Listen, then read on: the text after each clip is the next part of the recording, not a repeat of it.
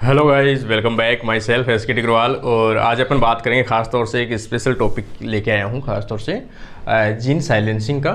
और इसमें काफ़ी एग्ज़ाम के अंदर एक छोटे से एंजाइम का नाम है ड्रोसा और डाइसर। ये हर एक कॉम्पिटिटिव एग्ज़ाम, चाहे आप असिस्टेंट प्रोफेसर का पेपर उठा के देख लो, फर्स्ट ग्रेड का पेपर उठा के देख लो, सेट का पेपर उठा के देख लो या नेट का देख लो, सभी के अंदर आपको ड्रोसा और डाइसर का रोल हमेशा पूछा जाता है। इसी के रिगार्डिंग मैं आपको लेके आया हूँ कि इससे रिलेटेड कौन सी इंपॉर्टेंट फैक्ट है, वो सभी अपन आज डिस्कस करेंगे। पहली चीज़ तो आपको देखना है कि भाई जीन साइलेंसिंग में इनका रोल क्या होता है। जीन साइलेंसिंग किसे कहते हैं, ठीक है। पहली चीज़ अपन देखते हैं जीन होता क्या है। जीन अपन कहते हैं कोई भी फंक्शनल फ्रेगमेंट हो डीएनए का जो प्रोडक्ट बनाने में सक्षम हो, उसे अपन क्या कहते हैं, gene. Functional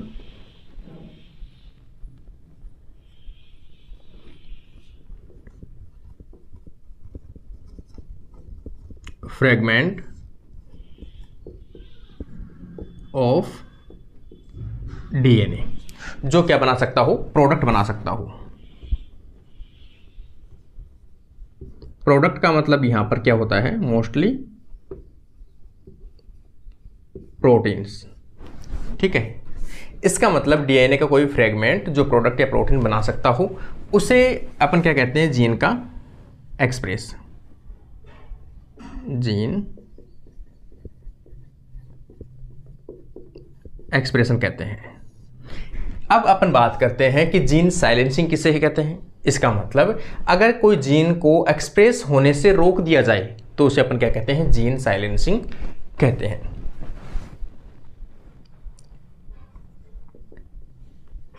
silencing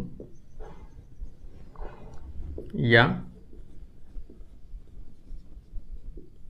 preventing of gene expression.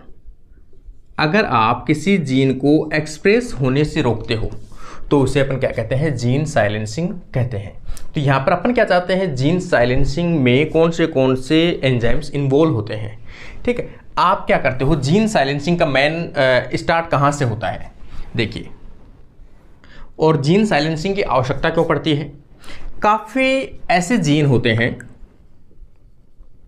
जो एक्सप्रेस होकर, ट्रांसक्राइब्ड होकर क्या बनाते हैं,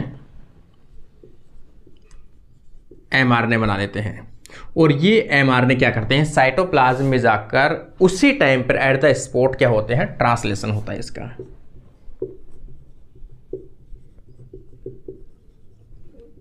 ट्रांसलेशन होता है जिससे क्या बनता है, प्रोटीन बनता है। ये प्रोटीन हो सकता है आपके किसी सिग्नलिंग में काम आता हो, ठीक है। तो हो सकता है ये सेल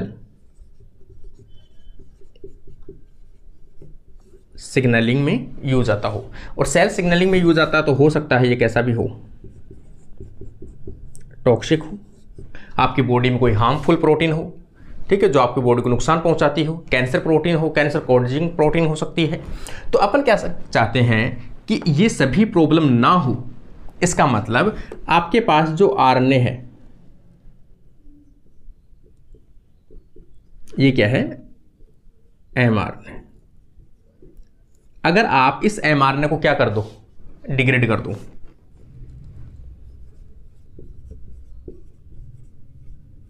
अगर इस आरएनए को आप ब्रेक कर दो तो क्या इसका ट्रांसलेशन होगा, इसका ट्रांसलेशन नहीं होगा।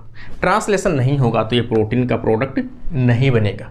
इसका मतलब अगर एमआरएनए को आप किसी भी प्रकार से तोड़ दो या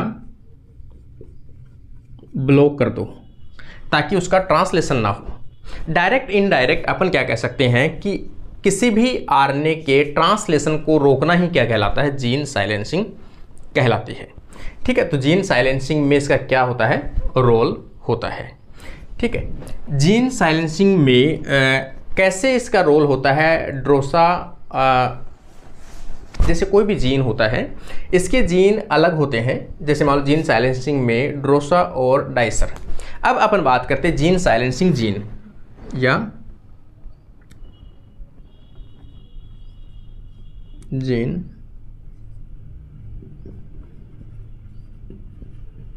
साइलेंसिंग जीन। जीन ऐसे कोई जीन हो जिनसे कुछ इस प्रकार के आरएनए बने और वो इन आरएनए को क्या कर दे, ब्रेक कर दे, तो ऑटोमेटिक इस जीन का क्या हो जाएगा, साइलेंट हो जाएगा। ये जीन आगे एक्सप्रेस नहीं होगा। इस आधार पर सबसे पहले कोई एक जीन लेते हैं अपन, जैसे मैंने जीन ए ले लिया, ठीक है। इस जीन का क्या हुआ है, ट्रांसक्रिप्शन हुआ है। इस जीन का आरएनए पॉलीमरेज सेकंड के द्वारा क्या हुआ है, ट्रांसलेशन हुआ है। आपने ट्रांसलेशन करवा दिया, ट्रांसलेशन से क्या बन गया, आरएनए बन गया। ये आरएनए कौन सा होगा, ये होगा micro RNA.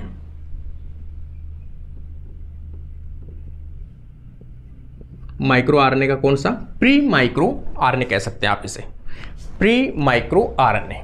Pre micro RNA के अंदर कुछ इस प्रकार की आरएनए की स्ट्रक्चर होती है, डुप्लेक्स टाइप का होता है, सेल्फ बेस पेयरिंग पाई जाती है आपस में, कॉम्प्लीमेंट्री सीक्वेंस होने के कारण से ये क्या करता है, डुप्लेक्स टाइप का डीएनए बना लेता है। यहाँ पर अपन देख सकते हैं 5 प्राइम पर कैपिंग और 3 प्राइम पर पॉली ए टेल देखने को मिलती है। ये कहाँ की बात है, केवल न्यूक्लियस की बात कर रहे हैं अपन। न्यूक्लियस में कुछ इस प्रकार से डीएनए होता है, जीन जिसका एक्सप्रेशन होता है, आरएनए पॉलीमरेज सेकंड के द्वारा उसका ट्रांसक्रिप्शन किया जाता है, उससे आरएनए बन जाता है। ये आरएनए कुछ इस प्रकार का डुप्लेक्स होता है जिसकी ब्रांचेज होती है। इसे क्या किया जाता है, क्लीवेज। क्लीवेज कौन सा, फर्स्ट। इस प्री माइक्रो आरएनए में फर्स्ट क्लीवेज होता है जो किसके द्वारा किया जाता है, ड्रोसा और पासा के द्वारा किया जाता है। काफ़ी बार ये एग्जाम में क्वेश्चन पूछा जाता है आप लोगों से कि ड्रोसा का रोल कहाँ पे होता है, तो आपको याद रखना है ड्रोसा का रोल न्यूक्लियस में होता है। और न्यूक्लियस में क्या करता है, ये प्री माइक्रो आरएनए के जो ब्रांचेज है उन ब्रांचेज या आर्म को क्या करता है, ये क्लीवेज करता है, उसको कट करता है। तो ये क्या है, एक प्रकार से अपन कहें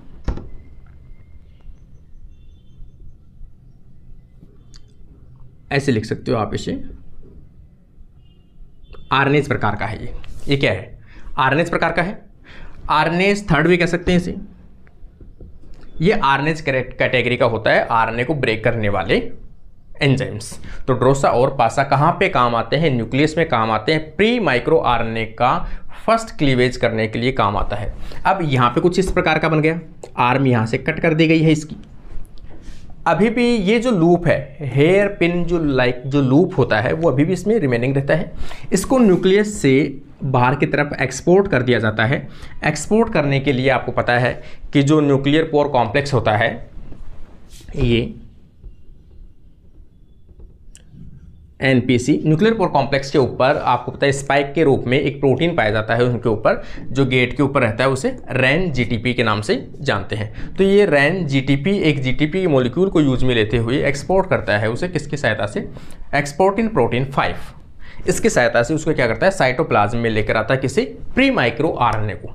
प्री माइक्रो आरएनए कुछ इस प्रकार से बाहर आता है जिसके ऊपर ये हेयर पिन लूप बना हुआ है।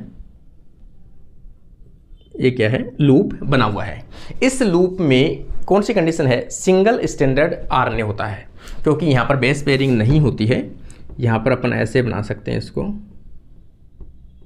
Single standard RNA. इस लूप को कट किया जाता है किसके द्वारा, डाइसर के द्वारा। अब सेकंड रोल आएगा डाइसर का।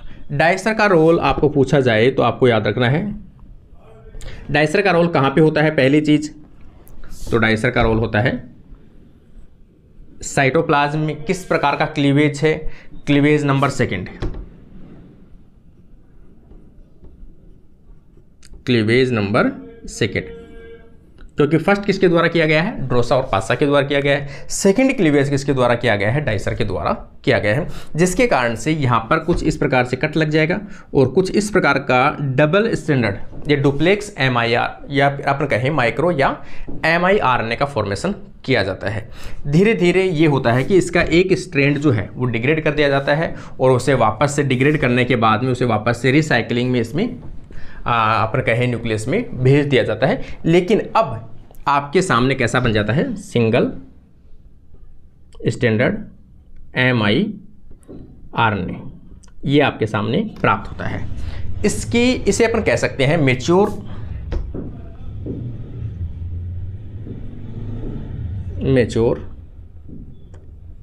mRNA। तो कई बार ये भी पूछा जाता है कि ड्रोसा और डाइसर का रोल जो है वो mRNA के मैच्योरेशन में यूज में आता है, ठीक है ना। mRNA के मैच्योरेशन में कौन सा आरएनए पॉलीमरेज के द्वारा mRNA का सिंथेसिस किया जाता है, तो याद रखना आरएनए पॉलीमरेज सेकंड के द्वारा। कितने क्लीवेज होते हैं, क्लीवेज फर्स्ट क्लीवेज सेकंड, 2 होते हैं। उसके बाद में मैच्योर जब mRNA बनता है उसकी साइज क्या होती है, 19 से 25 बेस पेयर। बेस पेयर तो नहीं कह सकते अपन, न्यूक्लियोटाइड कह दो आप यहाँ पर, न्यूक्लियोटाइड, क्योंकि सिंगल स्टैंडर्ड है ना ये, तो यहाँ पर कह सकते हो 19 से 25 न्यूक्लियोटाइड इसकी साइज होती है। दूसरी चीज़ अपन बात करें, ये किस प्रकार का होता है, अपना ही जीन से बना हुआ, ये अपने ही जीन से ये आरएनए का फॉर्मेशन किया जाता है, इसलिए एंडोजीनियस जीन है ये, endogenous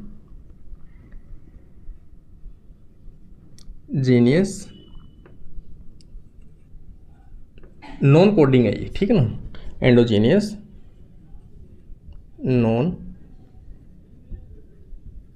coding gene. Non coding है, इससे किसी भी प्रकार के प्रोटीन का सिंथेसिस नहीं किया जाता है, इसलिए ये जीन अपना जीन होता है और नॉन कोडिंग होता है, ठीक है। इसका काम क्या है, किसी भी टारगेट mRNA को साइलेंट करना। अब आपके पास में एक मैच्योर mRNA बन चुका है, ठीक है। इस mRNA जाके कहाँ बाइंड होता है, एक कॉम्प्लेक्स एंजाइम के साथ में जाके बाइंड होता है, जिसे रिस्क कॉम्प्लेक्स के नाम से जानते हैं। रिस्क कॉम्प्लेक्स ये मल्टी एंजाइम का एक कॉम्प्लेक्स होता है, जिसे अपन कह सकते हैं RNA इंड्यूस्ड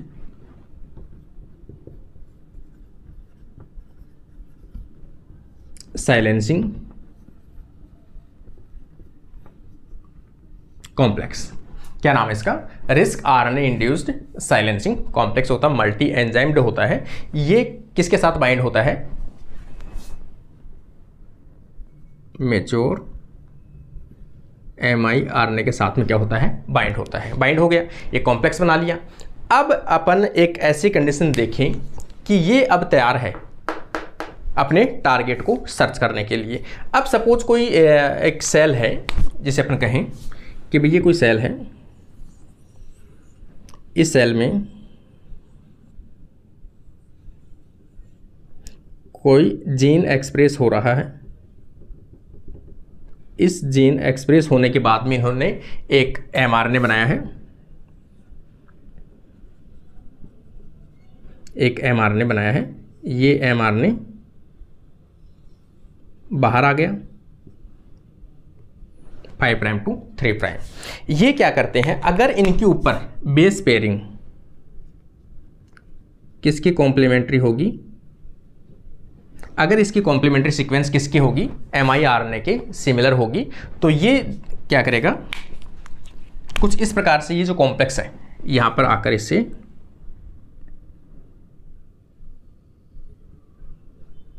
बाइंड होगा और इनसे क्या कर लेगा, बेस पेयरिंग कर लेगा, और किसकी सहायता से,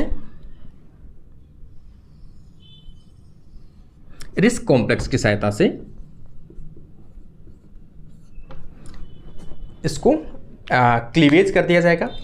ये जो बेस पेयरिंग अगर कंप्लीट होती है, अगर बेस पेयरिंग परफेक्ट होती है दोनों के बीच में, mRNA मतलब मैसेंजर RNA और mRNA के बीच में परफेक्ट पेयरिंग,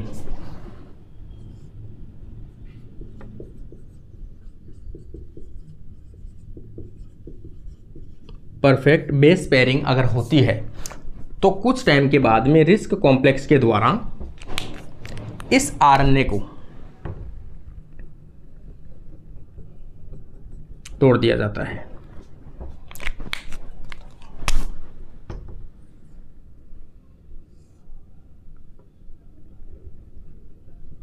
और ये mRNA,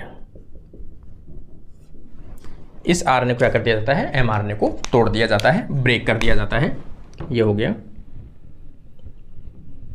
ब्रेक। अब ये जो कॉम्प्लेक्स कहलाएगा, ये क्या कहलाएगा, जीन साइलेंसिंग कॉम्प्लेक्स कहलाता है। Gene silencing